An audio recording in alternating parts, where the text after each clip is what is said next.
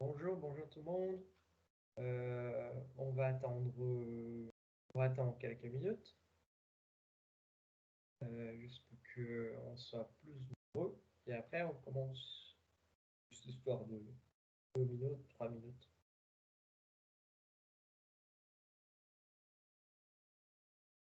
Et en attendant, je vous invite à faire comme Julie et écrire un bonjour dans le chat. Comme ça, vous allez m'aider à contrôler votre présence.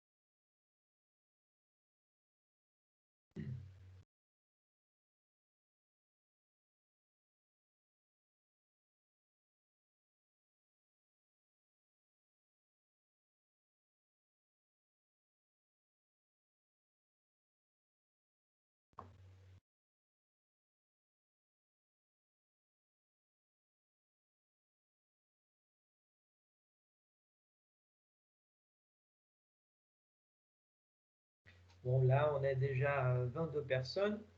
L'équipe, elle a 36 inscrits, si je ne me trompe pas. Donc, c'est un bon numéro.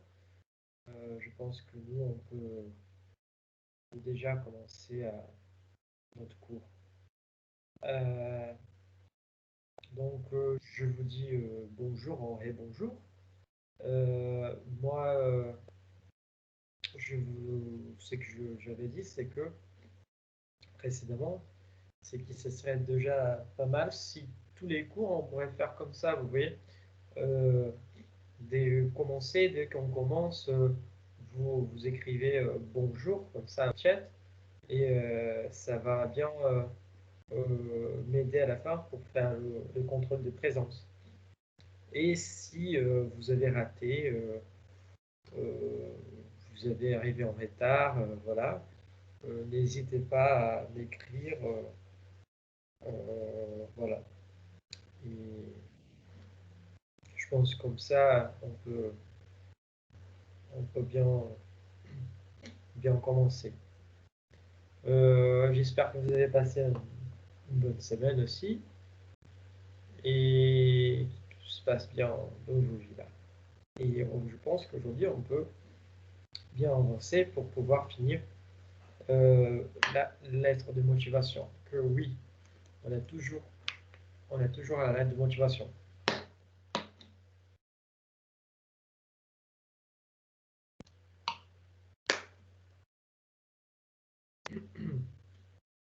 Bon, là, je vais partager mon écran avec vous.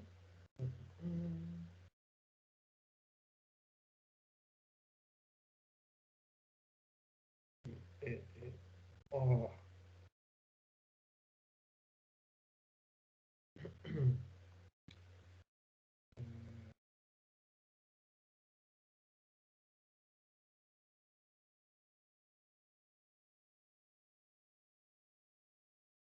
Voilà.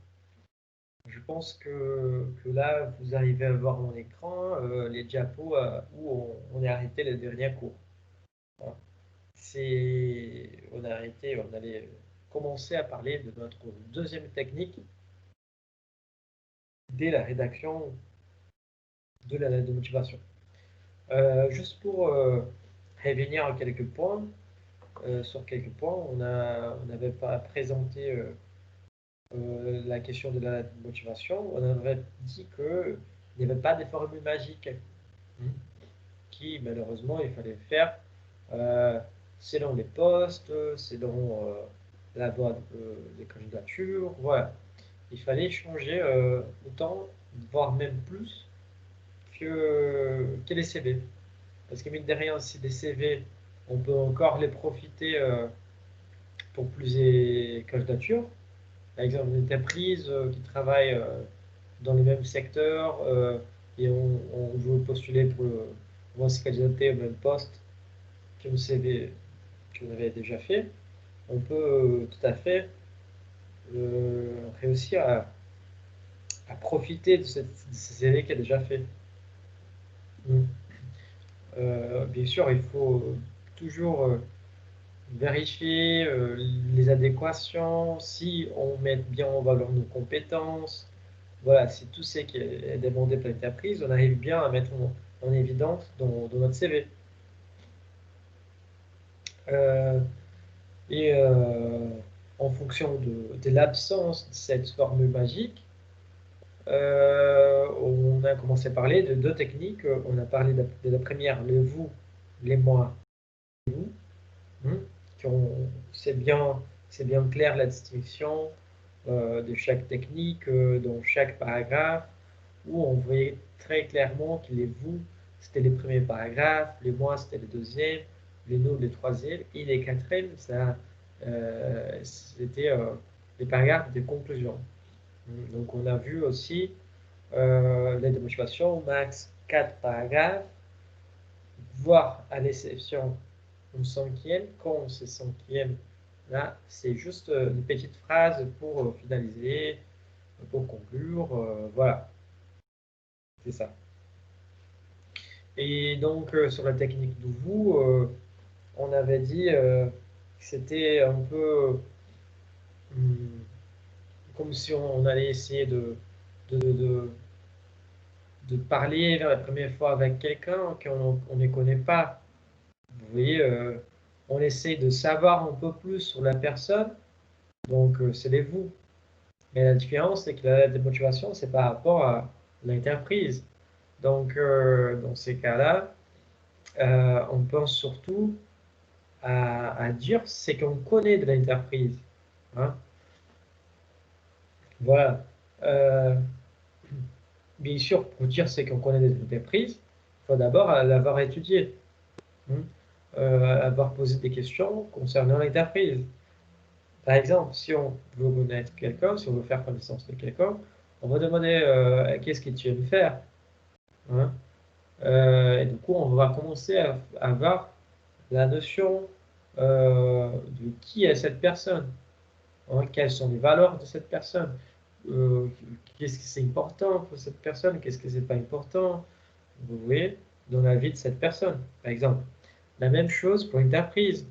Quand on veut postuler, on va se candidater, c'est qui cette entreprise qu'on va postuler, hein?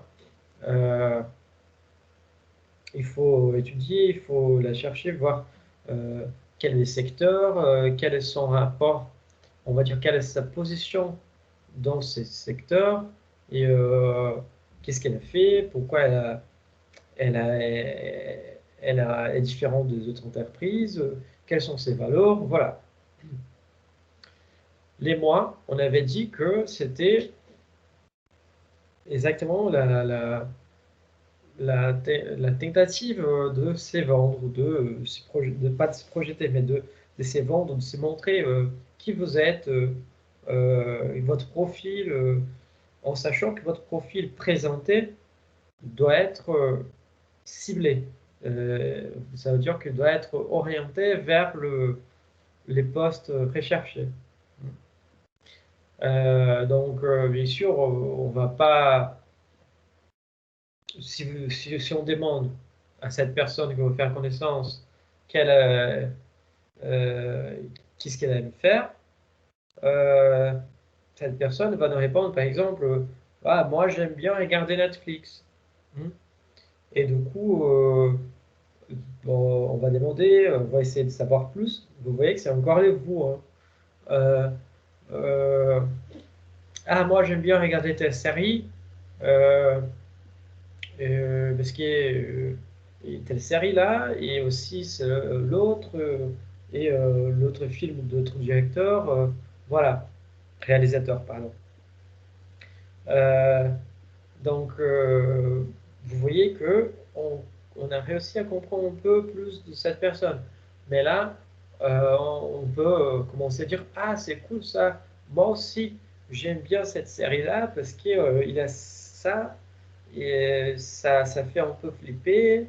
Euh, J'aime bien l'ambiance qu'il a. Vous voyez, on utilisait une information de l'autre personne pour arriver à construire notre profil, à construire en base de la comparaison.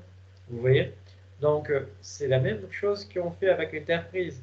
On essaie de comprendre l'entreprise, de parler de l'entreprise un peu, pour, pour arriver à construire notre image, hein, selon les profils de l'entreprise. Voilà. Et à la fin, on a exactement la projection de nous. Hein. Que c'est exactement qu'est-ce qu'on peut faire ensemble, qu'est-ce que moi je peux vous aider, qu'est-ce que vous pouvez m'aider, et comment on peut travailler bien ensemble, comment on peut euh, progresser, on va dire, bien ensemble. Hein. C'est vraiment l'échange, le vrai échange là qu'on a. Donc, comment on peut faire tout ça? C'est vraiment l'idée de la projection, parce qu'on ne sait pas, on sait pas ce qui peut se passer. On ne sait pas si l'ambiance de l'entreprise va être vraiment cool comme je pense. Je ne sais pas si mes camarades vont être très cool comme ils peuvent être, ou s'ils vont essayer de m'arrêter. Voilà, c'est vraiment l'histoire de la projection. Euh, les cadres si on veut faire connaissance de quelqu'un, par exemple, je pourrais venir à cet exemple-là. Là, dans les moments de projection, c'est le moment où on s'est dit, et alors, euh, tu veux regarder Netflix, tu veux venir regarder Netflix à la maison? Donc, voilà. Et il y a une projection après ça. Vous voyez? C'est qui peut se passer euh, après les Netflix ou pendant les Netflix. Vous voyez, c'est cette projection. La même projection que qu'il faut avoir au moment qu'on écrit cette partie de nous, au moment qu'on essaye de vendre notre projet d'embauche, on peut dire comme ça. Bon, concernant la finalisation de la lettre de motivation, on dit on disait qu'il fallait faire simple, il fallait pas aller trop, il fallait pas compliquer la vie. Hein. Être simple et efficace, c'est la meilleure solution. Donc pas tant, pas faire trop, parce que c'est toujours compliqué d'arriver à finir une lettre de motivation. Hein. Donc on disait que l'idéal c'était de proposer un rendez-vous à l'état pris, le recruteur, ou même de faire, ou même de souligner votre disponibilité pour n'importe quel renseignement complémentaire. Voilà. Et des formules de politesse très simples, très efficaces, que ça marche normalement très très bien. Veuillez agréer, madame ou monsieur, mes salutations distinguées. Voilà. Pas plus que ça, simple, efficace, direct, clair, objectif. Hein. Quelque chose qui va au-delà de ça, ça peut faire un peu trop. Bon, ce qui est la conclusion, c'est toujours, on va dire que c'est pas forcément le plus important. Hein. Mais on est obligé de conclure d'une façon polie. Donc, sans nous allonger trop. Parce que les informations importantes, on avait déjà parlé. Donc, voilà. Donc, avant de commencer cette deuxième technique, je voulais vous demander si vous avez des questions, si vous avez de remarques, si vous voulez que je développe un peu plus quelque chose, ou pour vous, c'est bon qu'on peut attaquer. Voilà. qu'est-ce que vous me dites?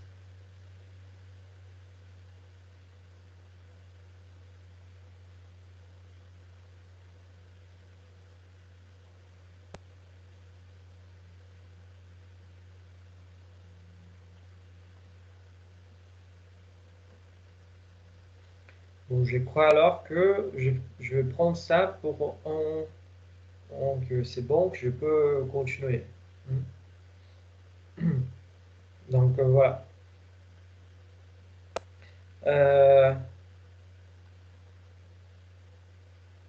Bon, la deuxième technique, on vient de dire, n'existe pas des formules magiques. Hein. Cette histoire de technique, c'est vraiment pour essayer de vous aider à construire le raisonnement, à construire euh, à construire une idée de comment je peux articuler les mots. Parce que forcément, on a tous des idées de ce qu'on veut parler et de ce qu'on va parler. Mais comment les articuler?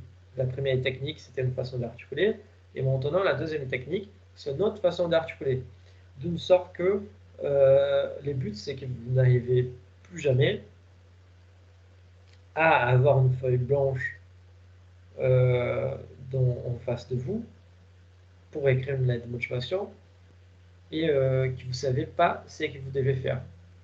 Donc le but, c'est que la prochaine fois que vous devez écrire une lettre de motivation, vous sachiez déjà ce que vous devez faire.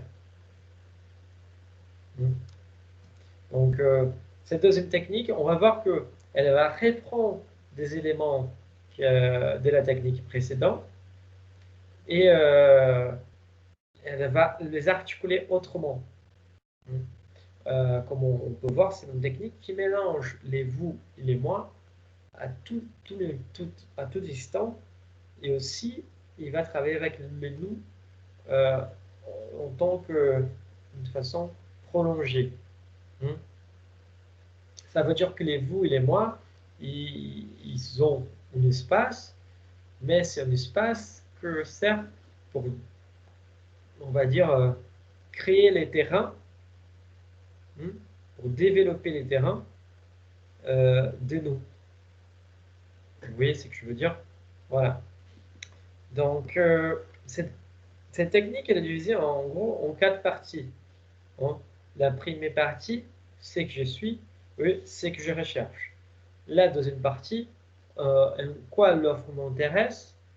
Et la troisième partie, en quoi vous êtes fait pour cette offre.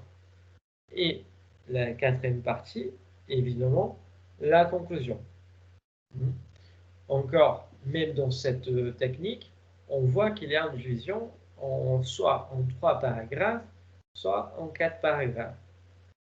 C'est rare, sont rares en fait les lettres de motivation qu'on va trouver 5 paragraphes. Il existe, c'est vrai, mais c'est quand même assez rare. Bon, on va étudier chaque partie séparément. Et on va voir ce qui se passe dans chaque développement.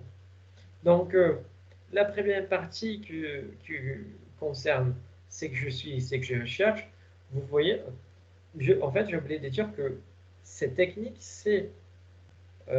moi j'ai une préférence pour cette technique en fait, parce qu'on voit très bien que c'est une technique beaucoup plus objective, beaucoup plus claire, hein, qu'on ne tourne pas forcément autour de l'entreprise on peut dire, on lèche pas l'entreprise, vous voyez.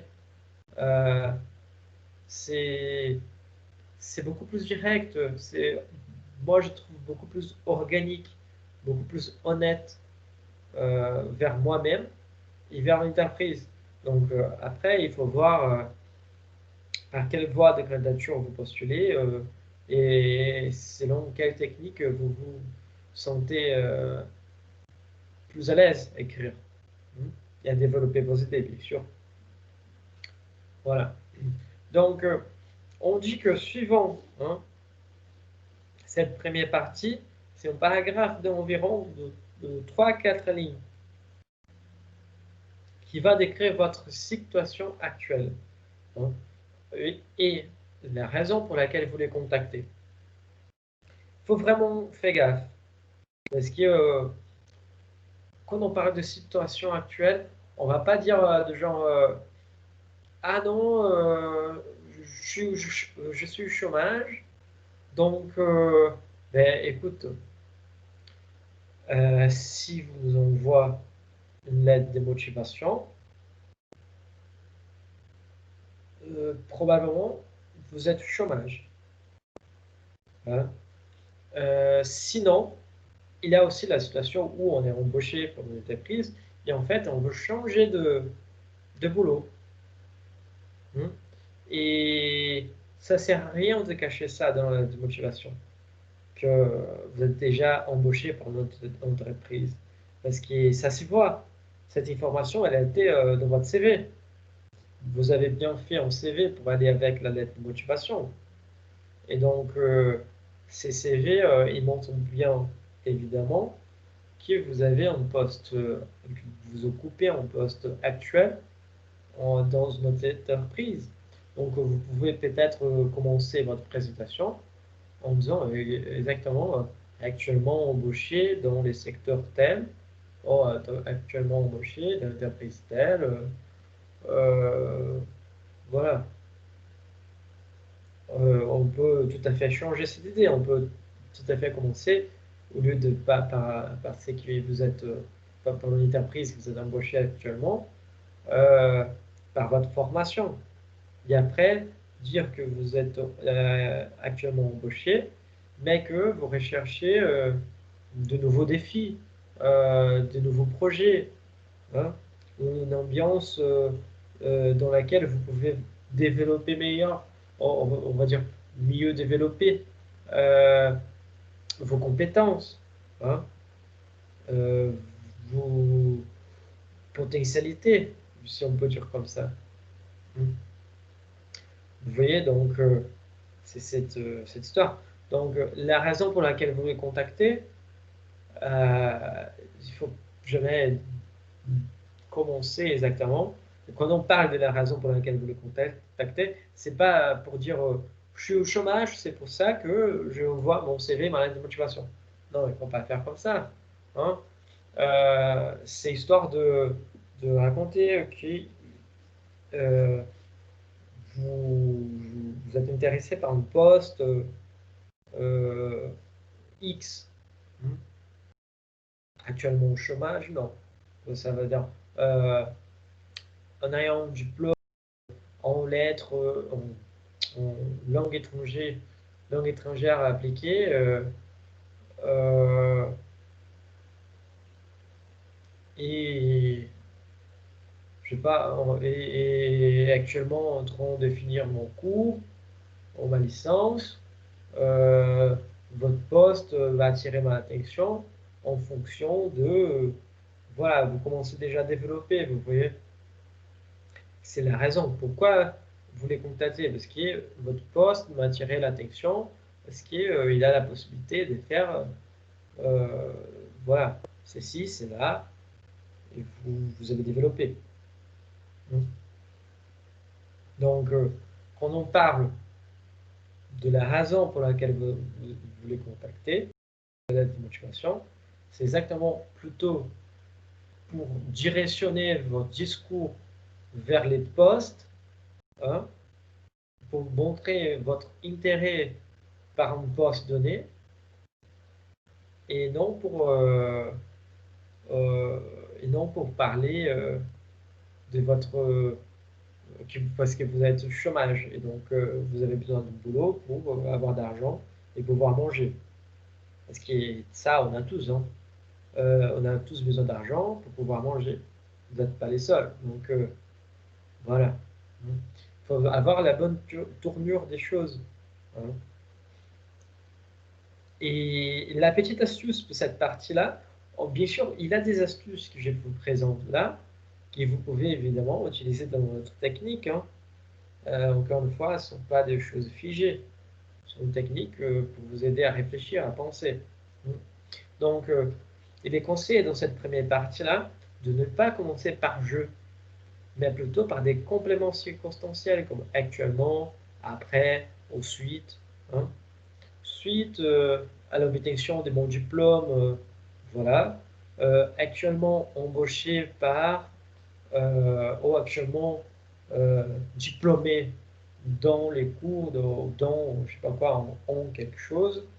Euh, après avoir obtenu ma formation ou mon diplôme, voilà, vous voyez. Pourquoi, mais vous vous êtes demandé, mais pourquoi on fait ça? Pourquoi ces gens de machin de enlever les jus? À quoi ça va changer? Simple. Je vais vous donner un exemple simple et efficace qui vous allez reconnaître. euh, je pense que vous allez reconnaître facilement et vous allez vite comprendre. Je ne sais pas si vous regardez dans les émissions télé quotidien, par exemple. Hmm. Quotidien, ils ont une façon très drôle de parler de certains hommes politiques et de certains femmes politiques. Voilà. Et il y a un exemple, cet exemple vient de ma tête, qui c'est exactement l'exemple de Jean-Luc Mélenchon. Hmm. Pourquoi j'ai dit ça? Je ne sais pas si vous les connaissez. Mais voilà. Il y a eu un moment donné qu'ils étaient en train de montrer une série de politiciens qui disaient, par exemple, non, euh, les peuples m'a manqué, être en contact avec les gens, ça m'a manqué. Voilà, tout ça, en gros, ils ont posé la même question à plusieurs personnes, hein, et tout le monde a répondu, et tout le monde a répondu en fait, euh, non, les peuples m'ont manqué, ces contacts m'ont manqué. Voilà, vous voyez, c'est-à-dire que moi, j'ai manqué quelque chose. Euh, et du coup, c'était l'absence de l'autre qui m'a fait sentir quelque chose. Et du coup, les poids, c'était surtout sur l'autre. Hein. Sauf, bien sûr, avec Jean-Luc Mélenchon. Jean-Luc Mélenchon a dit non, je les ai manqués. Donc, vous voyez bien une inversion de la position de sujet. Hein. Cette inversion de la position du sujet va mettre en évidence les jets de Jean-Luc Mélenchon.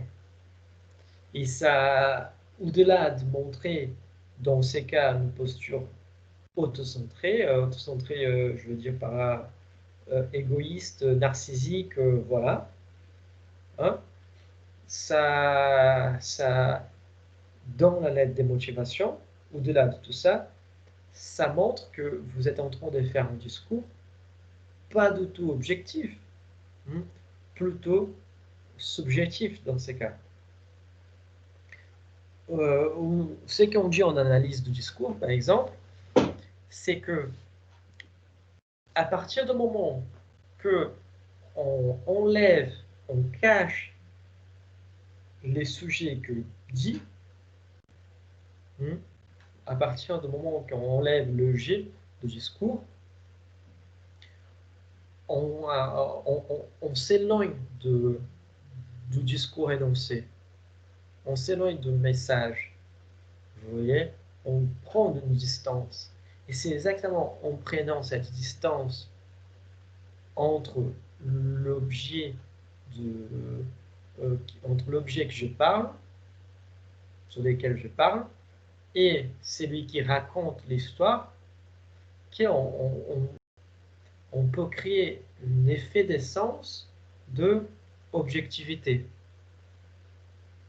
et pas de subjectivité. C'est pour ça que quand on a un narrative, on va dire un narrateur d'un récit qui vit les choses, qui raconte ce qu'il a vécu et tout ça, c'est une histoire beaucoup plus émouvante pour nous. Ça nous touche beaucoup plus parce que c'est une histoire beaucoup plus subjective. Mm. Euh, Mais quand il raconte des autres, c'est un autre point de vue. Donc, il devient moins subjectif et plus objectif. Vous voyez ce que je veux dire? C'est cette histoire. On enlève les jets de discours, ça devient, ça montre en effet des sens plutôt plus objectif, beaucoup plus net, précis et beaucoup plus professionnel. Vous voyez, il ne montre pas forcément une approche narcissique où où je suis au centre des choses. Au centre des choses, dans une lettre de motivation, c'est ni moi ni l'entreprise, c'est la motivation. Vous voyez, c'est pour ça que au tout début, on a fait la distinction entre la lettre et le complément des motivations. Voilà. Donc, il faut vraiment faire gaffe à ça. Par rapport à toute cette histoire de jeu, de objectivation, subjectivation, est-ce que c'est clair? Vous avez des questions, de doutes, de remarques, voilà. Est-ce que vous voulez dire quelque chose?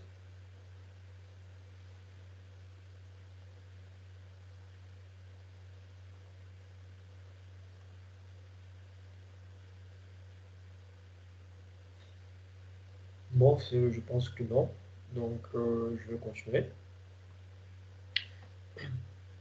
Ah, merci Carla. Merci. Bon, pour ceux qui ont arrivé un peu en retard, je vous demande juste d'écrire bonjour sur les chats, parce que je vois là qu'on est plus nombreux. Donc, pour ceux qui ont arrivé en retard, je vous demande juste d'écrire bonjour sur les chats, comme ça je peux mieux contrôler votre présence aussi. Je vous remercie d'avance.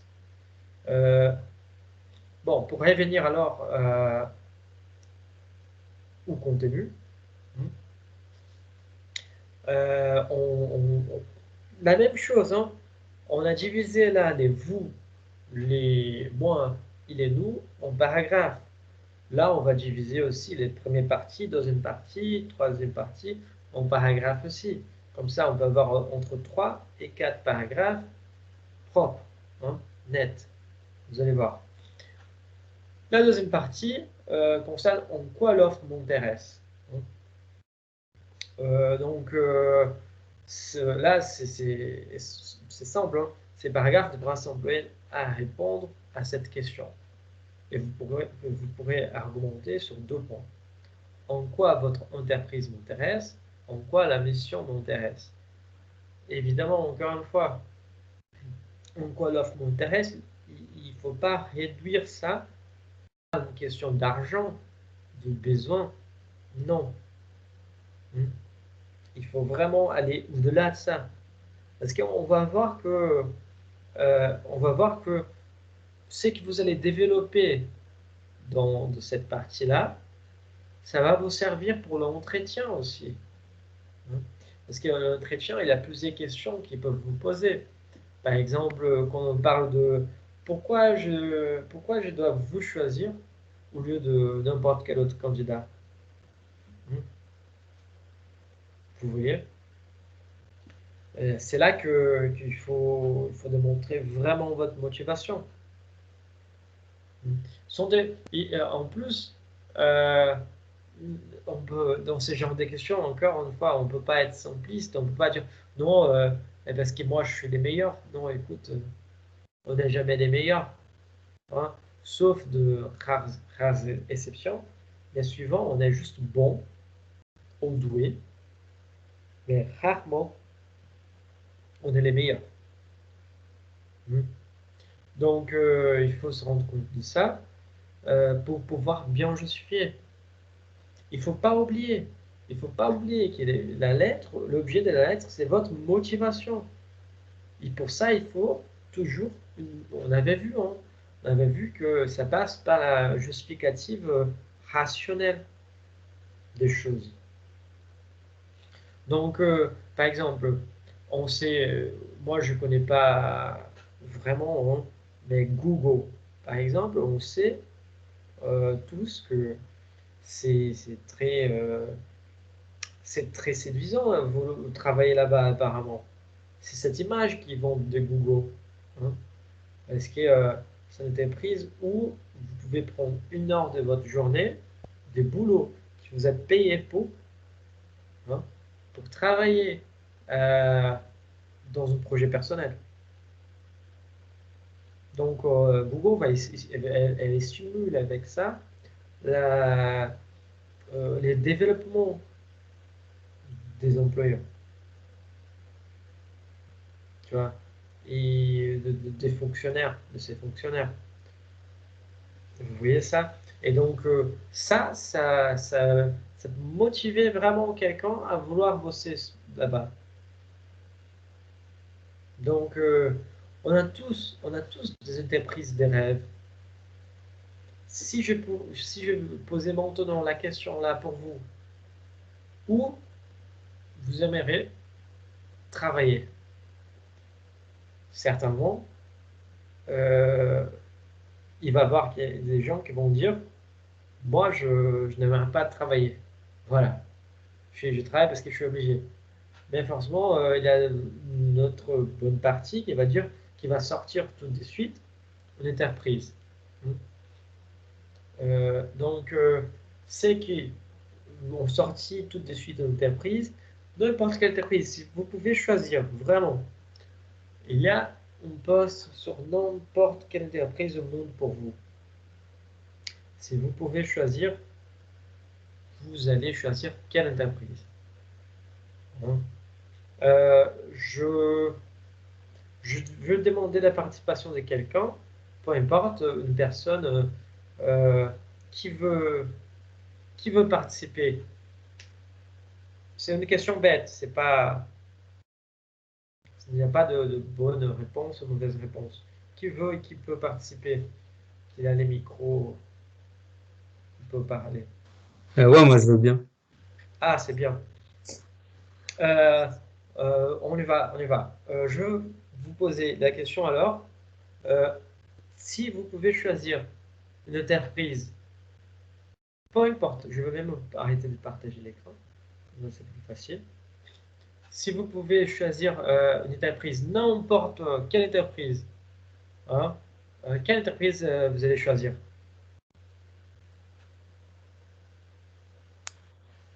Il faut que je donne un nom d'entreprise du coup ou un Oui, type. oui. Parce qu'en fait, j'ai pas de nom d'entreprise en particulier, mais j'avais lu, enfin, une fois, qu'il y a des entreprises en fait où, enfin, comme vous avez dit déjà, il y a des entreprises qui nous laissent du temps, enfin, certaines parties de notre journée pour des projets euh, personnels. Et j'ai vu qu'il y a certaines entreprises, en fait, enfin, c'est nouveau, ça se fait pas beaucoup, mais par exemple, en fait, il y a pas d'horaire. Chaque employé vient aux heures qu'il veut, il travaille autant qu'il veut. Et bon, certains, ils pourraient se dire qu'en faisant ça, les gens, ils vont pas venir ou ils vont venir 1 heure ou 2, mais en fait, dans ces entreprises-là, souvent, c'est les employés, par exemple, ils vont venir, je sais pas, 5 heures dans la journée. Mais comme c'est des heures qu'ils auront choisies, ils vont vraiment être efficaces et ils vont vraiment travailler à fond. Ils vont faire le travail de 8 heures en 5 heures, par exemple. Et du coup, moi, j'aimerais bien une entreprise comme ça qui nous laisse un minimum de liberté. Les choix, en gros, pour pouvoir. Même il y a des fois des jours qu'il y a des horaires qui nous arrangent plus que d'autres parce qu'on a un rendez-vous médical, voilà. Mais c'est vrai que c'est bien séduisant ces genres d'entreprise. Hein. Euh, bon, moi, la seule que je connais, par exemple, c'est Google, là, il a un peu cette politique de laisser. C'est pas pareil, hein, mais elle laisse 1 heure pour qu'on puisse travailler. Mais si on choisit travailler dans une entreprise comme celle-là, c'est parce que c'est ça qui nous intéresse, en plus du boulot. Vous voyez, c'est quelque chose euh, il faut être dit. On doit parler de ça, parce qu'on montre aussi aux recruteurs les avantages de l'entreprise. Si on échange hein, la lettre de motivation, au même moment que nous, on parle de nous, on parle aussi de l'entreprise, et l'entreprise a un retour aussi de son image de marché. Hein. Vous voyez, c'est très intéressant cet échange à partir de cette perspective.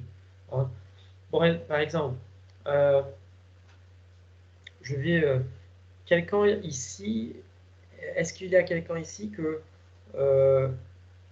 il a envie de travailler, par exemple, chez une Greenpeace ou quelque chose de genre?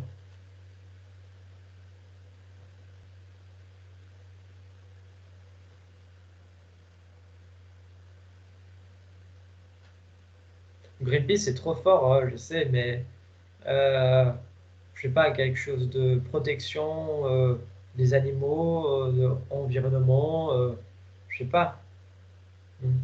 Parce que dans ces cadres-là, on voit bien que cette personne qui aimerait bien travailler dans une entreprise comme ça, au-delà du côté pratique que l'entreprise propose, il y a aussi les côtés, on peut dire, les valeurs partagées. Hein. On voit bien qu'il y a des valeurs qui sont partagées entre l'entreprise et entre les sujets. Donc, c'est à ces moments-là qu'on peut, on va dire, réveiller, euh, faire ressortir de notre discours les valeurs d'entreprise. Parce que, en quoi alors, pour revenir, je vais projeter, revenir à la projection là. Attendez.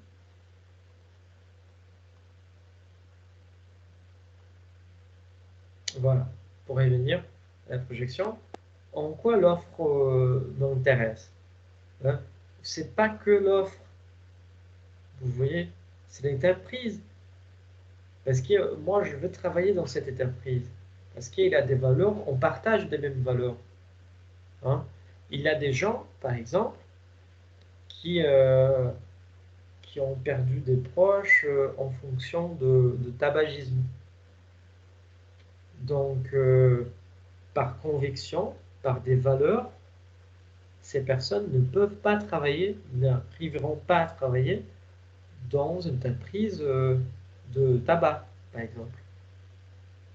Vous voyez, parce qu'il a des valeurs que c'est choc. Donc, même s'il est en poste, peut-être qu'elles ne vont pas arriver. Mais c'est un conflit de valeurs. Donc, en quoi l'offre m'intéresse? Il faut chercher des valeurs de l'entreprise. On retombe encore une fois sur les problématiques d'étudier l'entreprise.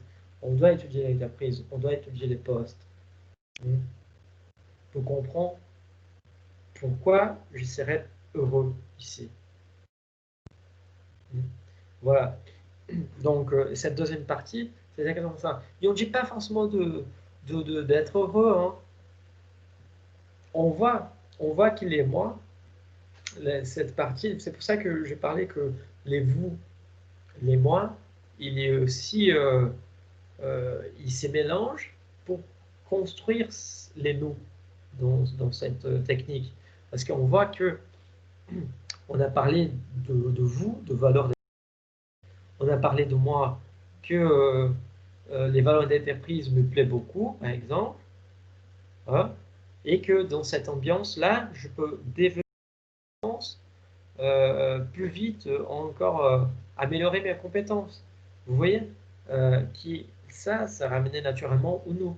Donc c'est pour ça que aussi je préfère ce genre de discours il est beaucoup plus organique. C'est comme une discussion.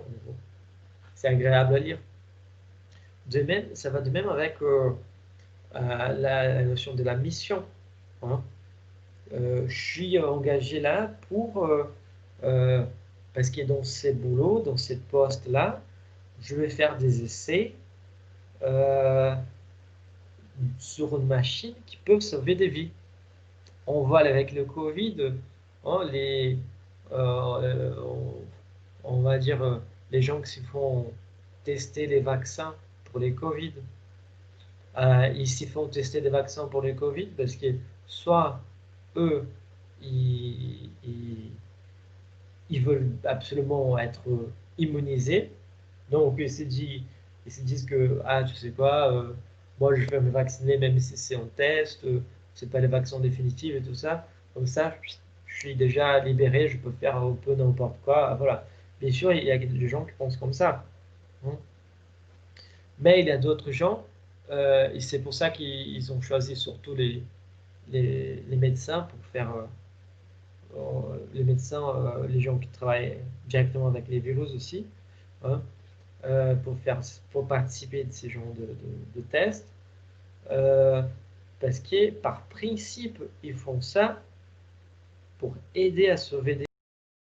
Donc, si on a la connaissance, on sait, vous voyez, si on a étudié les postes qu'on postule, et on sait qu'il y a quelque chose derrière plus grand qui est notre tâche, et que c'est ça qui le motive, voilà, vous voyez. Donc, c'est pour ça que, de la même façon, on peut aborder deux voies de même problème hein, aussi. C'est lui qui travaille dans une entreprise qui fabrique des armes. Hmm. Ils peuvent se dire qu'ils fabriquent des armes qui vont aider à maintenir la population en sécurité. Hmm. Ça, bon, on va dire que c'est une personne avec la bonne volonté, la bonne foi, et voilà, et que aime bien son boulot. Mais par contre, celui qui n'aime pas son boulot, il va dire, en fait, vous savez, moi, je fais des armes qui les gens utilisent un pour tuer l'autre, donc ça me dégoûte. Vous voyez? Ça, combien de génies ont ressenti ça? Il suffit de parler, par exemple, euh, de même Santos Dumont. Santos Dumont, c'était l'inventeur. Il y a bien sûr les frères Wright, mais il y a toujours une discussion qui a inventé vraiment l'avion. Mais moi, comme je suis brésilien, je considère plutôt les Brésiliens, là, Santos Dumont. Donc voilà. En fait, quand ils se sont rendus compte que l'avion, sa propre invention, elle était utilisée pour, pour la guerre, elle était développée. En fait, à la base, c'était un rêve. Sa mission, c'était euh, un rêve plus grand. Ça veut dire, il voulait faire l'homme voler. Vous voyez, donc à partir du moment où il a vu son principe être utilisé en tant qu'arme de guerre, il a tombé sur une dépression et à la fin, il s'est suicidé. Donc voilà, c'est ça, c'est une chose forte. C'est quoi cette mission? Des fois, il y a quelque chose derrière qui vous motive vraiment. Il y a quelqu'un qui veut parler quelque chose?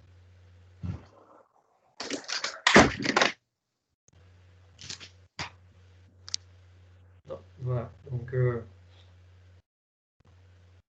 euh, là, dans ces moments, donc, il faut nommer l'entreprise et les services. Hein. Ces résumés doivent montrer votre motivation. C'est tout ça qu'on vient de dire. C'est tout ça qu'on vient de parler. Hein. Du coup, en quoi votre entreprise m'intéresse? Il y a ça. Quelles sont les valeurs qu'on partage? Quels sont les bénéfices que vous me présentez? Je sais, même avant, je sais qu'ils existent, même avant d'être présent. Hein. En quoi cette mission m'intéresse? Est-ce que je travaille ici en faisant un petit truc, mais qu'à la fin, ça peut sauver des vies? Hmm. Mais on peut, avec tout ce qui s'est passé avec Samuel, le professeur d'histoire et géographie, on voit que même comme ça, il y a ces métiers d'enseignant, il y a une mission qui est plus grande, qui est la simple tâche. On voit que la tâche que ce serait transmettre un contenu, transmettre un savoir, c'est juste une petite partie de la mission qu'on s'impose. C'est faire évoluer les gens, faire évoluer la société, les savoirs, la science, sur les scientifiques. Voilà. Du coup, les gens qui cherchent de médicaments pour les cancers, voilà, pour les sida, vous voyez, ça va au-delà de la tâche juste de la recherche. Donc, c'est ça qui motive ces gens. Bien sûr, il a la recherche aussi, mais il a le résultat de la recherche. Les bien-être envers la société qu'ils peuvent apporter. Voilà, donc ça gagne de corps, ça gagne de consistance. Si vous arrivez à trouver ce qui dépasse la tâche dans votre bête de motivation et que permettre que vous soyez encore motivé, ça c'est vendeur, hein. On ne peut pas oublier que là on est en train de vendre notre image quand même. Donc voilà. On passe alors à la troisième partie. En quoi vous êtes fait pour cette offre? La question encore, ça revient, hein. Pourquoi je dois vous choisir et pas l'autre candidat? Donc, c'est les paragraphes qui démontrera au recruteur qui il doit absolument vous rencontrer. C'est là où vous allez lier tout ce qui l'entreprise peut vous apporter, tout ce que vous avez en tant que compétences et qualités, et parler de ce que vous pouvez faire ensemble. Avec une bonne ambiance, vous pouvez développer vos compétences, et au-delà d'un bon chiffre d'affaires, vous pouvez aussi développer une chose plus grande qui les simples produits. Mais un produit que, par exemple, qui est capable de fournir un bien-être pour la société. Donc voilà, c'est les nous. On voit bien clair que là, c'est les nous. C'est la partie de nous. Mais elle évolue d'une façon beaucoup plus organique avec cette technique. Encore une fois, ce n'est pas une technique de rédaction, c'est une technique de raisonnement. Hein, à partir de la rédaction. À partir de ces raisonnements, c'est une façon d'organiser les idées, organiser la pensée pour que vous arrivez bien sûr à écrire une bonne lettre de motivation. Donc, c'est là en quoi vous êtes parfait, en quoi vous êtes fait pour cette offre. Hein. C'est des paragraphes qui démontreront exactement ce que vous avez de plus que les autres. Par contre, ça ne vaut pas les coups aussi de numérer tout ce que vous avez déjà fait dans votre vie. Et c'est là, exactement là, qu'il faut aller dans votre CV et choper 2-3 caractéristiques, 2-3 expériences que vous avez fait, que vous avez vécues, hein, et, et les développer. C'est là qu'il faut y aller. Hein. On va chercher dans notre CV des compétences, des expériences et des formations qui vont à la rencontre des valeurs de l'entreprise, de ce que l'entreprise a besoin. C'est pour ça qu'on revient à l'histoire qu'il faut étudier l'annonce. Étudier l'annonce, c'est vraiment très, très, très important dans ces cas. Donc, comme c'est écrit là, le deuxième élément, pas la peine d'énumérer toutes vos compétences et expériences. Choisissez plutôt 2 ou 3 qualités qui vous illustreraient à partir de votre expérience professionnelle. Vous voyez, ce sont des éléments qui sont déjà dans les CV. Mais on ne reprend pas les CV dans son intégralité. On reprend juste une partie pour pouvoir les développer. Pour pouvoir à partir de cette expérience-là, j'ai appris telle chose et que peut-être je peux appliquer dans votre entreprise ou je peux repenser dans mon entreprise une autre façon de structurer une telle procédure pour réduire les coûts d'une opération. Vous voyez? Donc, vous arrivez au même temps que vous mettre en évidence par rapport à votre expérience professionnelle, de développer en chemin que vous apportez quelque chose, si vous arrivez à apporter quelque chose à l'entreprise. Donc, c'est intéressant. Et c'est exactement pour ça que il faut parler les mêmes langages. Essayez de parler les mêmes langages, la même langue que l'entreprise. Si c'est l'entreprise du secteur pharmaceutique, il faut utiliser le langage du secteur. Ah, mais les recruteurs, ils ne connaissent rien de, de l'histoire de la pharmaceutique. Oui, mais dans ces cas-là, si c'est un poste, par exemple, plus technique, il ne va pas faire la sélection tout seul. Il va aussi faire une sélection avec quelqu'un spécialisé, donc qui va être votre chef, en effet. Vous voyez, donc la procédure de recrutement, elle est structurée selon les postes, selon la fonction demandée, voilà, offerte, pardon. Donc, essayez dans l'annonce, si vous avez l'annonce, dans l'annonce, essayez de chercher les mots-clés et essayez de construire votre profil dans la lettre de motivation avec ces mots-clés. Hein? Pareil pour pour le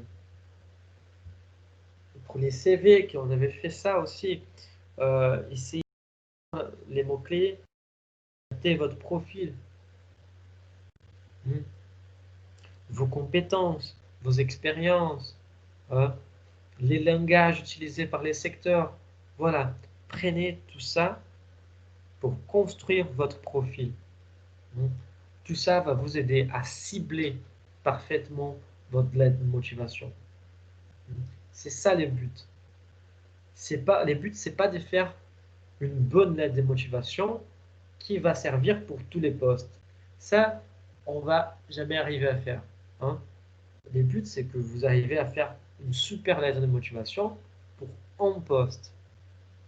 Et à partir de cette super lettre de motivation, vous allez avoir votre poste. C'est ça le but. C'est pour ça qu'elle doit être personnalisée. Vous voyez? Déjà, la quatrième partie, là, on arrive presque à la fin, là. C'est la conclusion. Par rapport à la conclusion, ça ne change rien, absolument rien de l'autre technique. Donc, on peut dire même que cette partie suit la même organisation que la conclusion de la technique, vous, moi et nous. Simple, efficace, sans trop trop, vous voyez. Bon, là j'essaie de faire une référence, on peut dire, une référence aussi en deux anneaux, hein, parce que dans une partie, ils disent que c'était un anneau pour un anneau à chacun, à chaque race, un anneau pour tous gouverner. Voilà, un machin comme ça. Je ne me souviens pas trop. Mais pour la lettre de motivation, apparemment, ça ne marche pas comme je voulais. De toute façon, une lettre pour chaque poste, une lettre pour chaque type de candidature. Hein. Comme je disais, si les CV, on peut des fois profiter de le réutiliser en sachant que c'est les mêmes secteurs qu'on va postuler pour un poste pareil. Vous voyez, en sachant tout ça, ça veut dire que on peut les réutiliser sans trop refaire, voilà. Par contre, pour une lettre de motivation, malheureusement, on n'a pas ce choix. Parce qu'il y a une chose simple mais très simple, qu'il faut vraiment faire gaffe. Qui c'est, par exemple, si on va réutiliser les noms, on va réutiliser la lettre de motivation, c'est déjà pas la même entreprise. Donc, on a déjà des choses à changer. Et suivant qu'on est en train d'essayer de trouver de boulot, on va être honnête, hein, on ne voit pas qu'une lettre de motivation, parfois, en attendant la réponse, on ne voit plus rien. Non, non, non. Là, si on est en train de chercher du boulot, on envoie 20, 50 lettres de motivation d'un seul coup, hein, au même temps. En faisant comme ça, les problèmes, c'est que des fois, on peut oublier de effacer un prénom, effacer un nom, changer en adresse. Vous voyez, même les noms des entreprises, on peut oublier de changer. Donc, une candidature ratée. C'est pour ça que j'insiste sur les faits de penser à faire une lettre de motivation pour chaque poste, pour chaque type de candidature. De la même façon qu'on a vu pendant qu'on parlait du CV, que chaque CV il devrait être adapté aussi à la voie des candidatures, on a aussi une demande d'adaptation selon la voie par laquelle on postule. Vous voyez? Donc, on a la réponse d'offre d'emploi qui va changer la façon de structurer notre lettre. On a la candidature spontanée qui va changer aussi la façon qu'on structure et qu'on réfléchit au contenu. Et aussi, c'est ce qu'on appelle de mail de motivation. Oui, ça existe. C'est rare, mais ça existe. Et vous allez voir que c'est rare. Que c'est pas si rare que ça. Parce qu'on fait, on fait tout le temps. Même entre nous, entre enseignants, élèves, voilà. On fait tout le temps. Et vous allez voir que c'est pas si difficile que ça. Donc, la même chose. Si, avec les CV, on a présenté les CV et après on a inversé la perspective, là, on va faire un peu pareil. On vient de présenter comment nous, on pense l'aide de motivation. Et maintenant, on va verser un peu la perspective. On va penser comment on doit adapter cette lettre selon l'offre qu'on a, selon la des candidatures. Donc, on commence avec la réponse d'offre d'emploi. C'est là, euh, c'est la plus, entre guillemets, facile, parce que tout est donné. On a toutes les informations. On a tout. Dans ces cadres, on voit bien que les corps de la lettre changent. L'objectif est de répondre aux critères de l'annonce. Hein, de construire notre motivation, notre image, selon c'est que l'entreprise la cherche. Vous voyez, en fait, c'est beaucoup plus facile.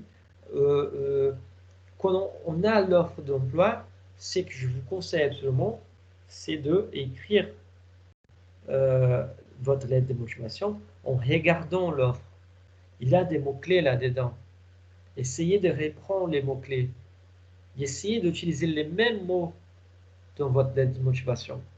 Ça aide. Ça peut sembler un peu bête de dire comme ça, mais je vous jure que ça aide.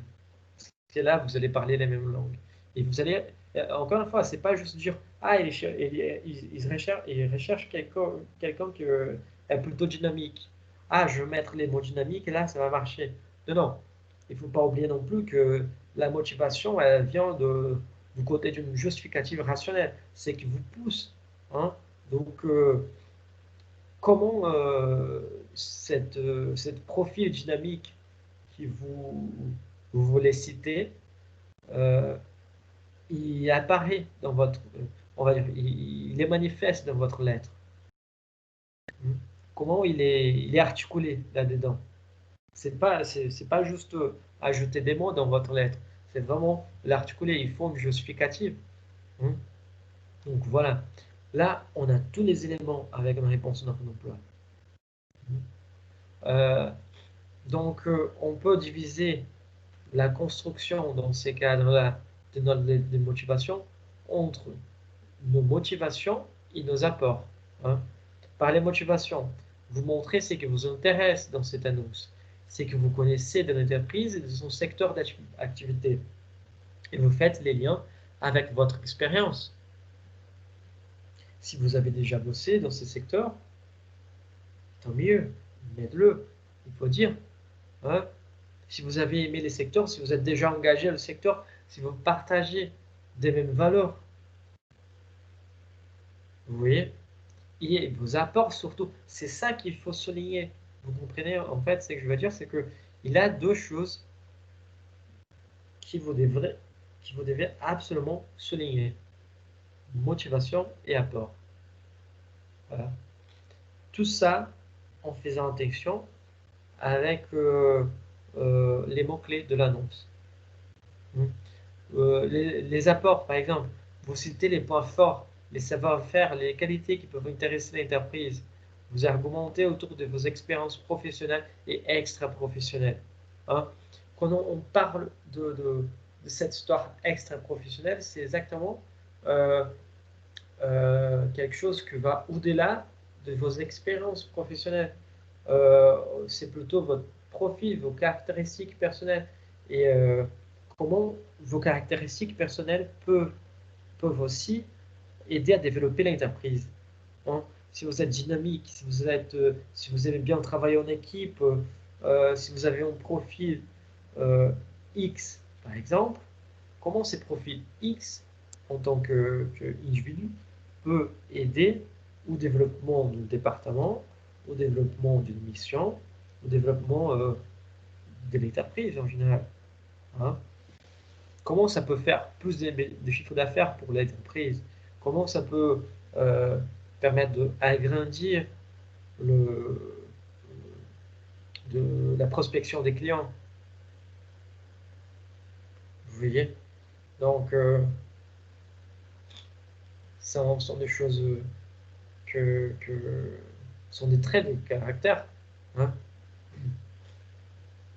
des traits, mais là, c'est intéressant. Ce sont des traits de caractère qui vont produire un effet. Ce n'est pas juste des traits de caractère. Hein. Quand on a en réponse à notre emploi, c'est beaucoup plus simple d'écrire parce qu'il n'y en a pas trop à réfléchir. Mais par contre, il faut avoir une justesse avec les propositions d'entreprise. Vous voyez, il faut faire attention à ces points-là. Par contre, une candidature spontanée. Lorsqu'on parle d'une candidature spontanée, ça change un peu la construction, les structures de la motivation. Au niveau que nous, on ne connaît rien de l'entreprise à la base, parce qu'on s'est dit, moi j'ai besoin de boulot. Du coup, je vais commencer à envoyer des CV. Mais où je vais envoyer des CV? Voilà. Donc, il a cette entreprise dans les quartiers, dans l'autre quartier, il a celle-là et celle-là. Après, dans l'autre quartier encore, il a d'autres 3 entreprises. Donc, à la fin, vous allez faire une sorte de carte de l'entreprise et essayer de trouver leur website, leur site internet, pardon, ou encore même leur page Facebook. Parce qu'aujourd'hui, leur page Facebook dit encore plus de valeurs de l'entreprise, de la culture organisationnelle de l'entreprise, que, euh, que leur propre site. Vous avez tous ces outils, il faut juste les chercher. Il ne faut pas avoir la flemme, quoi. Là, l'exercice de la motivation pour une candidature spontanée, dans ces cas-là, elle est un peu plus délicat, car vous ne pouvez pas savoir exactement quelles sont les compétences exigées ou désirées par l'entreprise. Vous êtes complètement aveugle entre guillemets. Mais ce que vous pouvez faire, c'est de vous mettre en valeur. Bien sûr, là, le deuxième point, en fait, il revient à la question d'étudier l'entreprise. Hein. Si vous êtes un peu aveugle par rapport à ce que l'entreprise demande, ce que l'entreprise a besoin, ou même si elle a ou pas besoin, hein, au moins en étudiant l'entreprise, vous allez découvrir les justificatives, pour pouvoir, les valeurs de l'entreprise et pour pouvoir justifier votre candidature. Si par exemple, vous postulez et vous avez appris sur leur site qui, dans les bilans financiers quand même, hein, ils veulent développer leur structure pour monter des industries dans l'Amérique latine et en Russie par exemple, et vous avez des compétences, vous avez vu ça sur les sites internet, et vous avez des compétences en langue au niveau d'espagnol et de russe, pourquoi pas postuler en mettant ça en évidence? Parce que vous savez qu'il là, il a un marché à développer.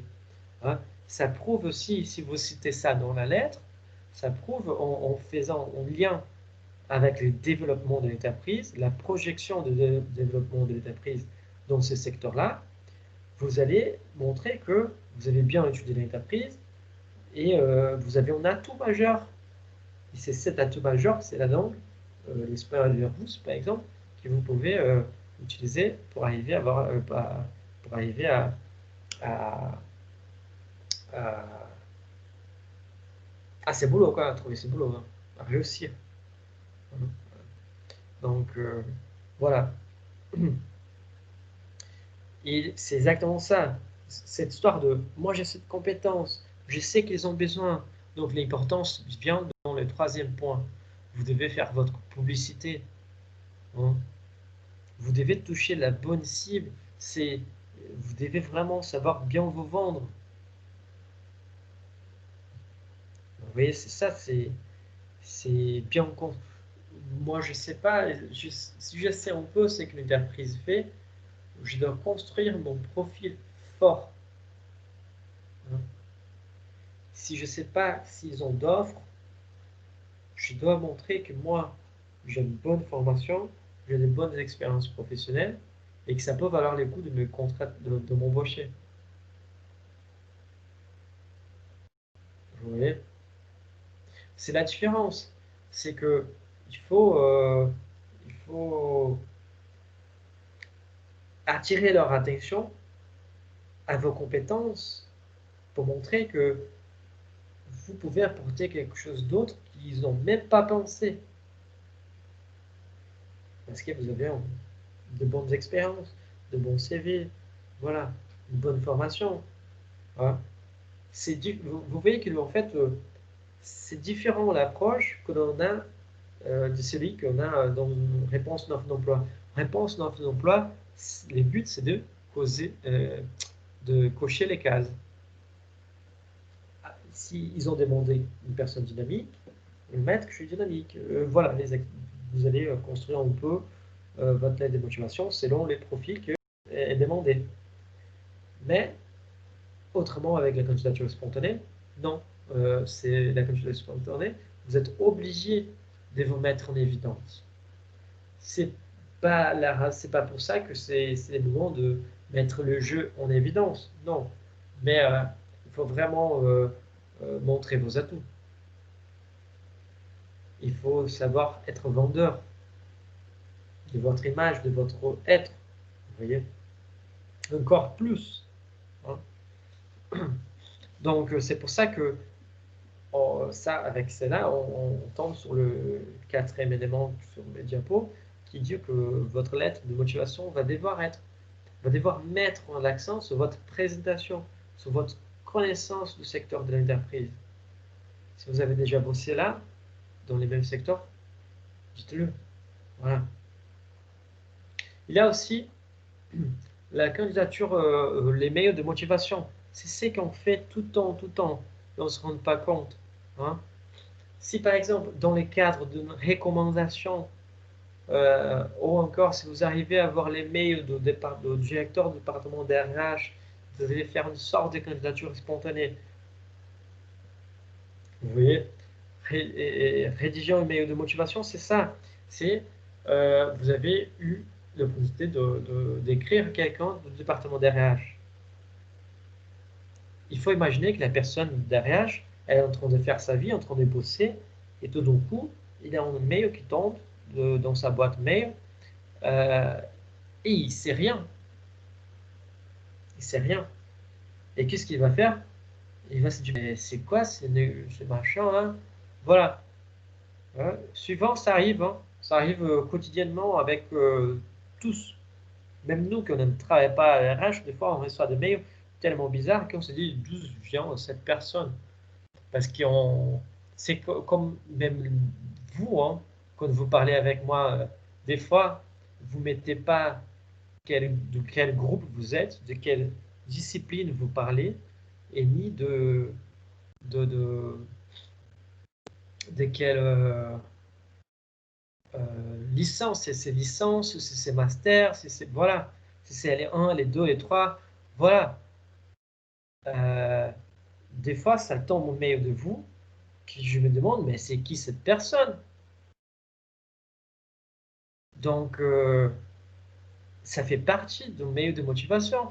Quand vous allez écrire à quelqu'un pour demander un emploi, une offre, ou la possibilité de s'y candidater, il faut quand même, au-delà du sujet, qui doit être clair, hein, vous devez aussi expliquer, vous présenter. Vous présenter. Je me suis permis de vous écrire, ou je me permets de vous écrire, je m'appelle je sais pas qui, j'aimerais postuler pour une offre, je sais pas quoi, on m'est candidaté, voilà, et dire qu'est-ce que vous faites, quelle est votre formation, tout ça en max 10 lignes. Parce qu'il faut un minimum de présentation. Parce que vous imaginez, il y a un mail qui tombe dans ta boîte lettres. Et voilà. S'il ne va pas jeter directement à la poubelle, vous avez eu déjà de la chance. Maintenant, s'il est ouvert, c'est encore plus de chance. Et c'est là que vous devrez vraiment le montrer que qui vous êtes. Parlez vite fait. Parce que c'est ces 10 lignes qui vont dire « Ah, laisse-moi voir son CV. On va voir ce que ça donne. » Voilà. Donc, rédiger en mail. Je pense que vous avez bien compris l'idée de mail de motivation avec ça. Rédiger en mail de motivation suppose donc un esprit de synthèse encore plus fort. Il faut aller à l'essentiel, pas des blablabla, rien que des mots utiles. Hein? Si dans les cas que vous avez eu une recommandation, il faut les mettre parce que ça va apporter une force pour vos arguments. Sur les conseils des messieurs, sur les conseils de madame, je vous envoie ma candidature, voilà, ça va porter du poids.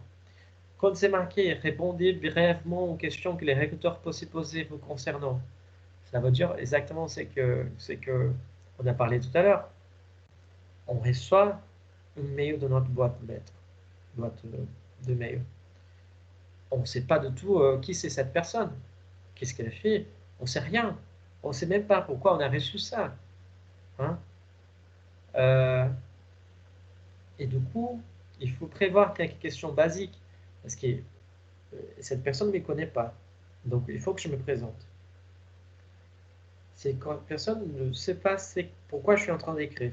Il faut que j'explique les motifs pourquoi je l'écris. Après, je peux me présenter mes formations et tout ça et proposer ma candidature. Vous voyez? Il y a une logique derrière. Il faut suivre une logique. Voilà. Résumer en quelques lignes les éléments clés de votre CV. Hein? Ce qui prouve que vous correspondez aux besoins de recruteur. Donne-lui envie de consulter votre CV. Parce qu'une fois que vous avez vous présenté de bonnes expériences, il peut quand même aller consulter votre CV. Vous voyez, c'est guider la personne avec ça. Avec les mails de motivation, on va guider la personne à notre CV. Et comme je disais tout à l'heure, ces genre de lettres ne peuvent pas dépasser 10 lignes. Voilà, max. Bon, on est presque à la fin. Là, il y a quelques conseils généraux, il y a quelque chose qu'on a déjà parlé. Hein. Une lettre de motivation doit tenir sur une page. Hein.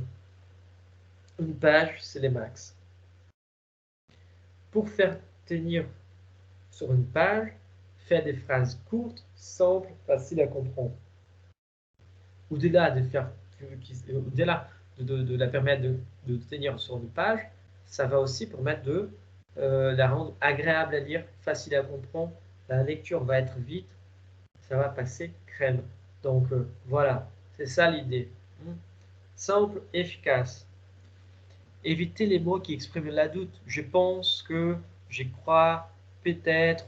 Voilà. Si un homme politique, une femme politique fait un discours et cette personne hésite pendant son discours, on ne va pas les croire. Donc, ça passe pas de la confiance.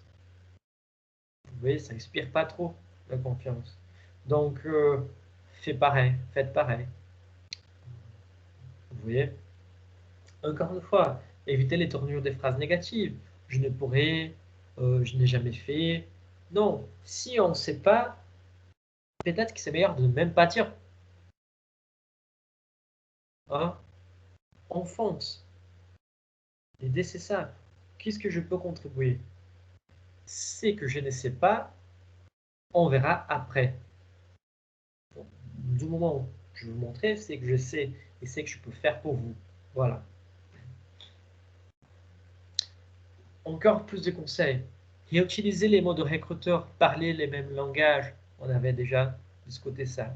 Étudier, ce sont de remarques pour vraiment, pour que vous arrivez vraiment à les garder. Hein. Étudier l'annonce d'entreprise. Hein. Votre lettre ne doit pas rencontrer votre CV. C'est ça que je disais. Elle doit quoi, prendre quelques points clés et qui sont importants aux besoins de recruteurs. Faire caser. Vous voyez, ce sont des conseils généraux et nous, on a passé par tout là. Hein, on vient de dire tout ça. Soignez la présentation sans en faire trop. Arrêtez votre texte, créez des paragraphes, utilisez une police de taille 10 ou 12. Hein. Encore une fois, les marges, vous pouvez jouer avec les marges de la feuille. Donc ça peut vous permettre de gagner quelques lignes. Augmenter l'espace entre les paragraphes. Il faut que la lecture soit agréable. Il ne faut pas oublier ça. Il y a bien sûr les erreurs à éviter.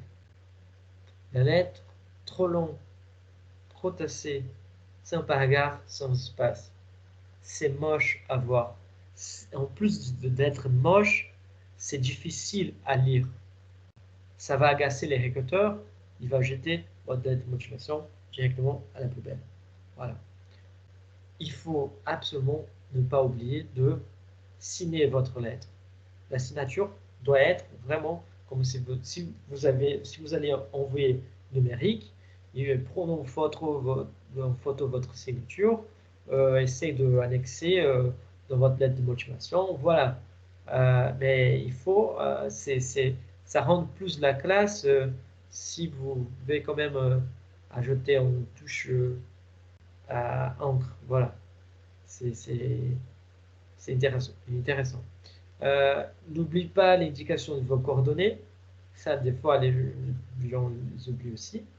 De mettre l'adresse, en gros, parce qu'on a vu que le mail, le téléphone et tout ça, on ne met pas. Et la lettre qui répète ce qui est déjà écrit dans le CV n'est pas une bonne lettre. Parce qu'elle ne sert à rien. La lettre, elle doit développer ce que vous avez dans le CV. Elle doit vous approcher encore plus de ce qu'est une prise à la recherche. En plus, les formules de demande d'emploi qui évoquent des difficultés de la situation, l'angoisse de la recherche, c'est affreux ça. Genre, oh, excuse-moi, ça fait 2 ans que je ne trouve pas d'emploi.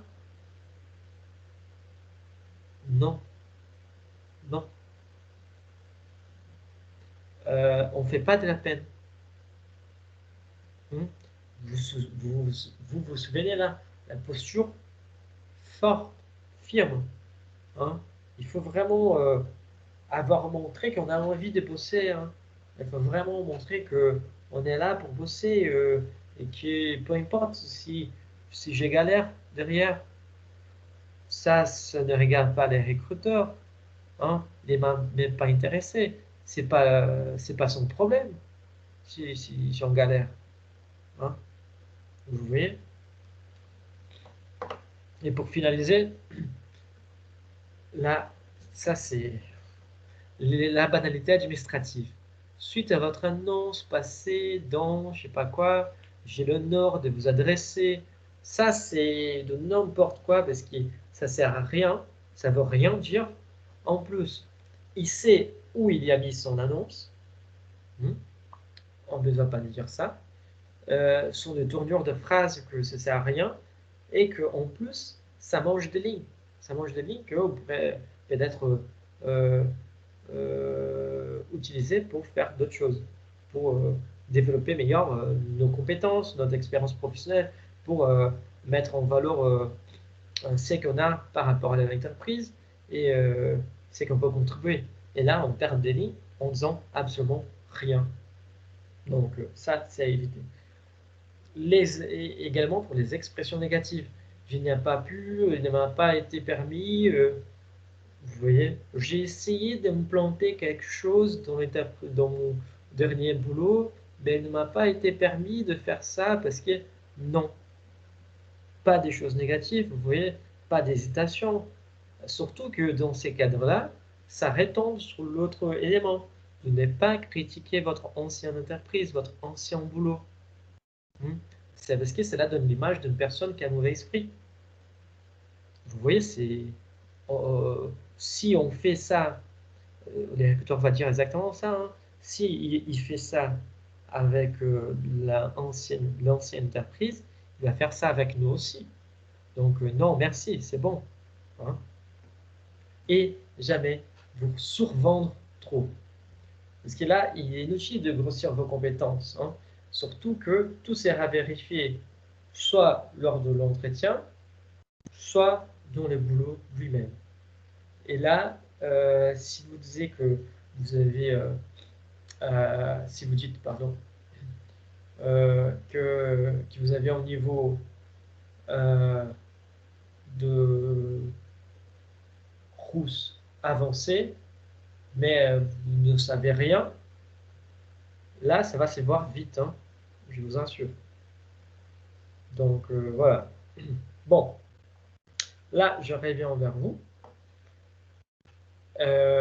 pour vous demander si vous avez des questions, des commentaires, des remarques, si c'est bon, si c'est clair, si ça va, si ça ne va pas. Voilà.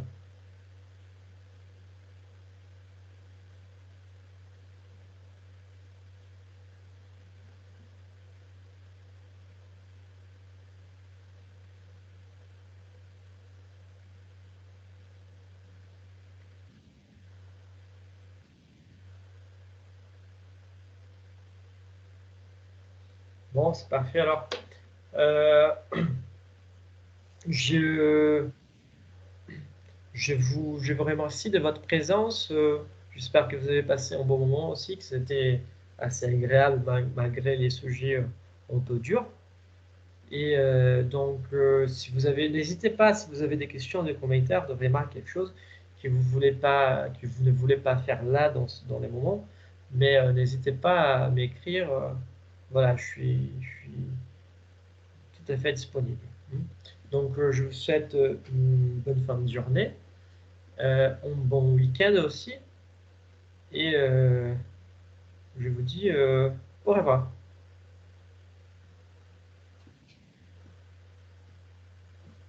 Merci, au revoir.